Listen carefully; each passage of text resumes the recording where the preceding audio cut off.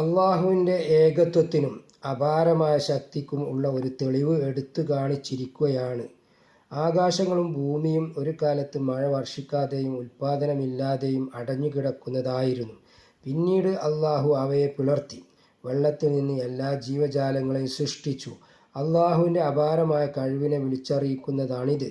എന്നിട്ടും സത്യവിശ്വാസം സ്വീകരിക്കാൻ ആളുകൾ തയ്യാറാകാത്തത് അത്ഭുതകരം തന്നെ. ഈ വാക്യത്തിന് വേറെയും വ്യാഖ്യാനങ്ങളുണ്ട്. മേഘങ്ങളിൽ നിന്ന് കുത്തിയൊലിക്കുന്ന വെള്ളത്തെ അതുമൂലം ധാന്യങ്ങളെയും സസ്യങ്ങളെയും ഇടതിങ്ങി നിൽക്കുന്ന തോട്ടങ്ങളെയും ഉൽപ്പാദിപ്പിക്കാൻ വേണ്ടി നാം ഇറക്കുകയും ചെയ്തു.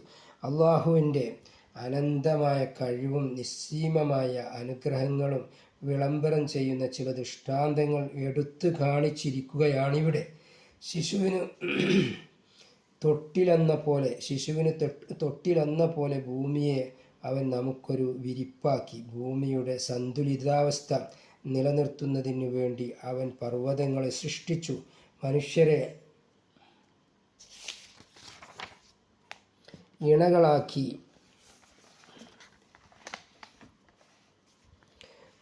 ഇണകളാക്കി നമുക്ക് വിശ്രമിക്കാൻ ഉറക്കം നൽകി. നമുക്ക് വസ്ത്രം പോലെ രാത്രിയെയും ഉപജീവനം നേടാനുള്ള സൗകര്യത്തിനു വേണ്ടി പകലിനെയും സൃഷ്ടിച്ചു.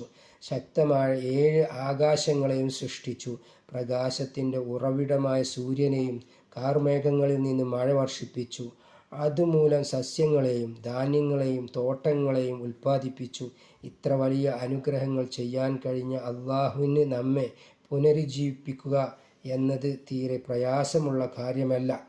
എല്ലാ ജീവികളെയും അള്ളാഹു വെള്ളത്തിൽ നിന്ന് സൃഷ്ടിച്ചു. എന്നാൽ അവയിൽ ചിലത് ഉദരത്തിന്മേൽ ഇഴഞ്ഞു നടക്കുന്നു. 2 കാലിന്മേൽ നടക്കുന്നതും അവയിലുണ്ട്. ചിലത് 4 കാലിൽ നടക്കുന്നതും അള്ളാഹു താൻ ഉദ്ദേശിക്കുന്നത് സൃഷ്ടിക്കുന്നു. അള്ളാഹു എല്ലാ കാര്യത്തിനും കഴിവുള്ളവൻ തന്നെയാണ്.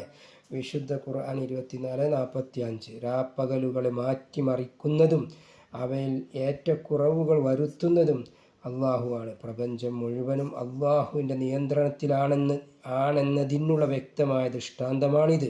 പ്രപഞ്ചത്തിലുള്ള എല്ലാ ജീവികളെയും അള്ളാഹു വെള്ളത്തിൽ നിന്നാണ് സൃഷ്ടിച്ചത്. ഉദരത്തിന്മേൽ ഇഴഞ്ഞു നടക്കുന്നവയും കാലുകളിൽ നടക്കുന്നവയും അതിലുണ്ട്. അവൻ ഉദ്ദേശിക്കുന്നത് അള്ളാഹു സൃഷ്ടിക്കും എന്ന് പറഞ്ഞു മറ്റു തരത്തിലുള്ള ജീവികളെ കൂടി അള്ളാഹു പരാമർശിച്ചിരിക്കുന്നു. അള്ളാഹുവിൻ്റെ കഴിവും സൃഷ്ടി മഹാത്മ്യവും വ്യക്തമാക്കുന്നവയാണിതെല്ലാം. അവൻ 2 സമുദ്രങ്ങളെ